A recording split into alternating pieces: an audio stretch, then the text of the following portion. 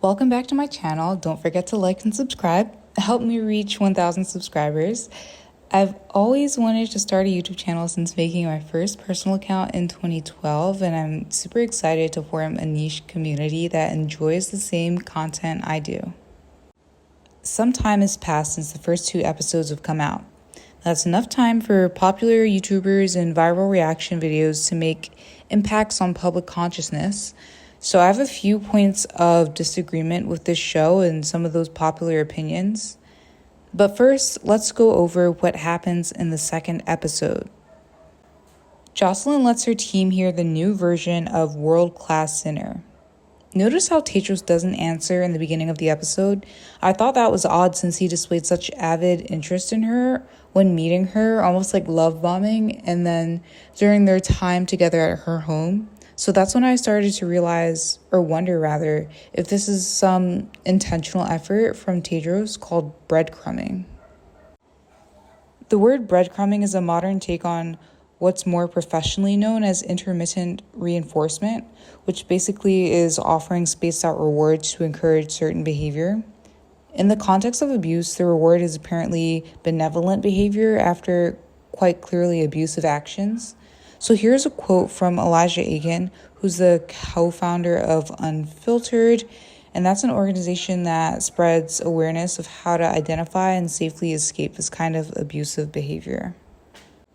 Breadcrumbing is emotional abuse. It's a pattern of invalidation and manipulation that abusers use to remain in power and to retain control of their victim. Breadcrumbing contributes to the low self-esteem, social withdrawal, confusion, and difficulties concentrating that's common for victims of emotional abuse to experience. Jocelyn's team hates the new version. The music executive is especially horrible about it. And while some people seem to have varied degrees of liking and disliking it, they all stay pretty quiet and do not go against the executive. Jocelyn and Tedros are on the phone, and there's some dramatic irony as it's revealed that Diane and Tedros are in fact working together to levy some sort of influence on Jocelyn. So since that prediction from my last video was correct, I'll have a go at another one. I think Chloe's going to play a significant role in getting Jocelyn to realize that Tedros is not the right one for her. I just want to mention here that Chloe's character made me the most uncomfortable and solidified me not liking the show. And that's because of the excessive nudity and Chloe's childishness. I'm not sure if I'll even continue watching the show, and I'll take some time to think about it. So the next thing that happens is Jocelyn and her team attempt to shoot a music video for the new single. It's going pretty poorly. I didn't realize how involved record labels can be in their clients' images and public personas.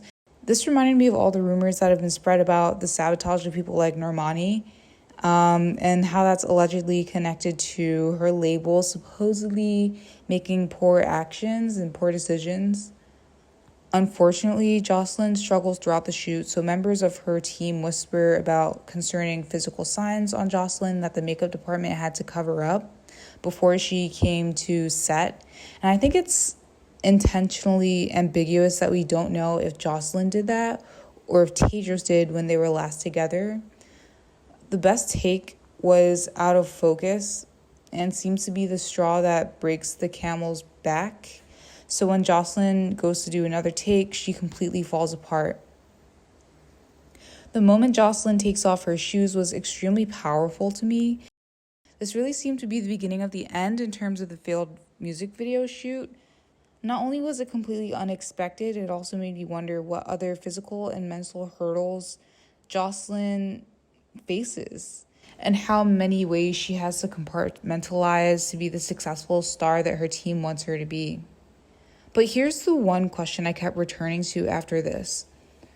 Do we know how old she's supposed to be? I really hope she's at least 18, but we do know that she was discovered as late as 11 years old during a conversation that she has with her manager, Chaim, after the photo shoot. Jocelyn's assistant being clueless and her creative director being fresh out of college would also make sense because Jocelyn is really young and these two people are meant to be able to advocate for her and are not even capable of doing that for themselves, quite frankly. I'm also on the fence about the aside that we get from Divine and Haim because their expressed sympathy for Jocelyn is simply not adding up with their actions, just because they totally disregard her best interests. One thing that made me question my initial take, however, is knowing that Divine says she's acting out of some sort of like deathbed promise made to Jocelyn's mother. But then again, that could just mean that Jocelyn's mother may have been an enabler as much as she was a protector. Something else I want to quickly mention was that this guy's relationship with Rachel Sennett and how creepy it is. Bringing an additional guy to distract a woman's protective friend is quite a common tactic. The uncommon part about this is that the assistant seems to be aware of what's going on at some points, and then uncharacteristically fooled into forgetting her worries. This inconsistency just shows how weak this character was either written or directed. She seems to have a constantly changing personality that's most convenient to whatever will move the plot forward in any given scene. The last major part of this video is a contrived party scene that inaugurates Tedros' move into Jocelyn's house. I will not go into everything that happens in this part of the episode, but we can admit that just like the first one, Levinson saves the most shock value for the last part of the episode. Let's get into the impact and major takeaways. So before that even, I'm just a bit confused about whether Divine really has Jocelyn's best interest in mind. Now that I know that the muscle is Jay's manager, it makes sense that he kept reminding her of the money that was at stake with her risky behavior and suggesting that they shoot the following day. But let's get into my points of disagreement. So while I don't think that the tagline "mental illness is sexy" is very marketable, I agree with what the music executive had to say. My main point, and I guess the main reason for saying that, is Jocelyn's actions make sense.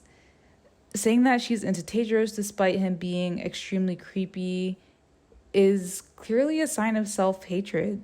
And that seems consistent with everything else we've seen her do so far, from the way she seeks physical pleasure to the toxic people she surrounds herself with.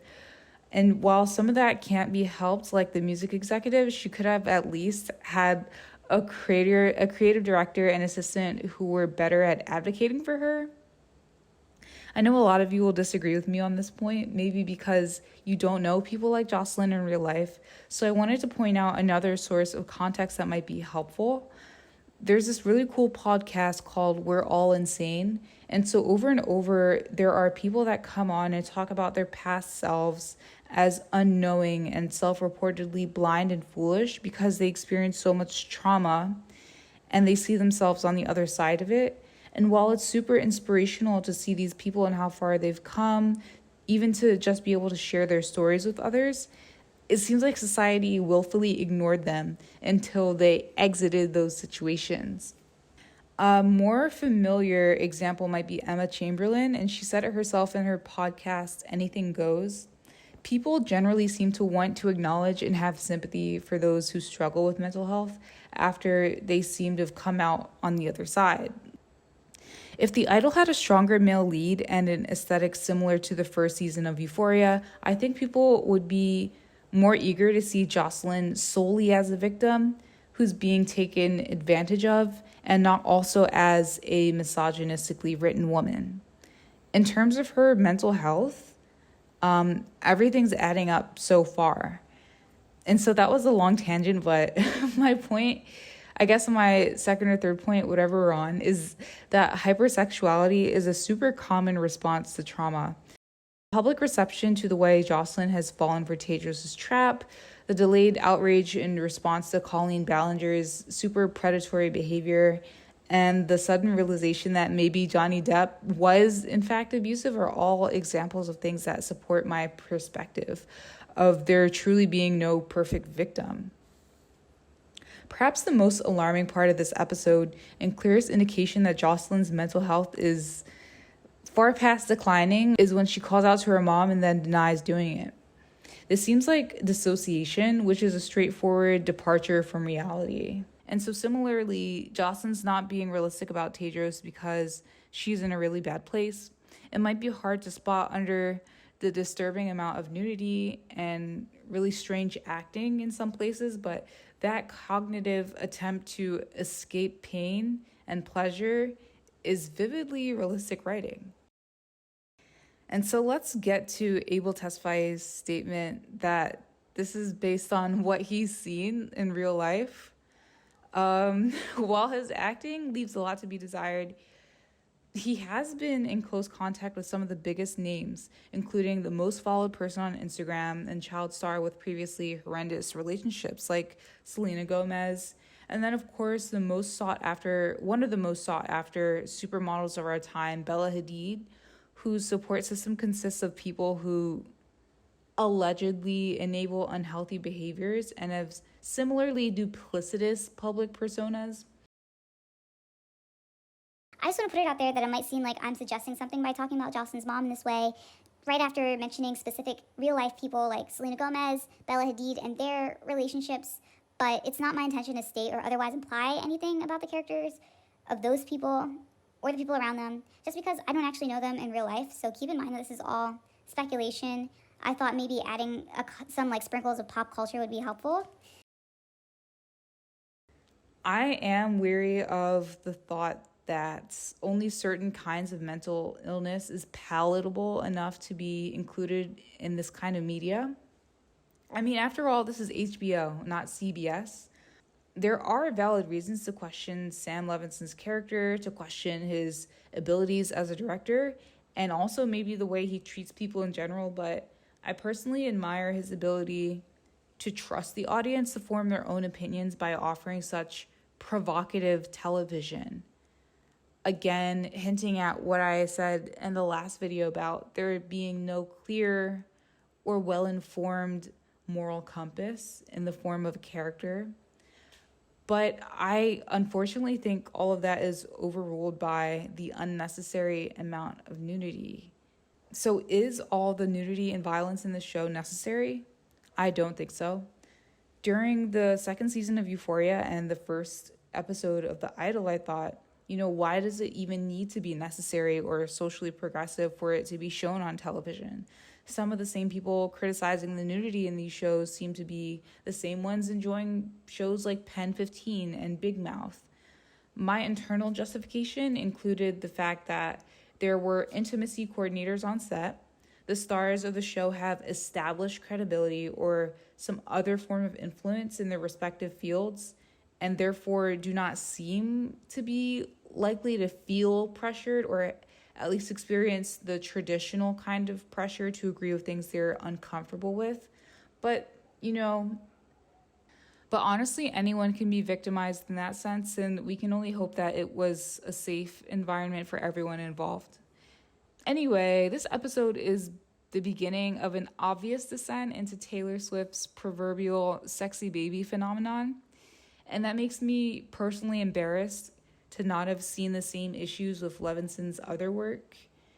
And while I still think there are stories from people's real childhoods that are similar to what happens in The Idol and Euphoria and ought to be told, I am beginning to seriously question whether, this is the right way to do it.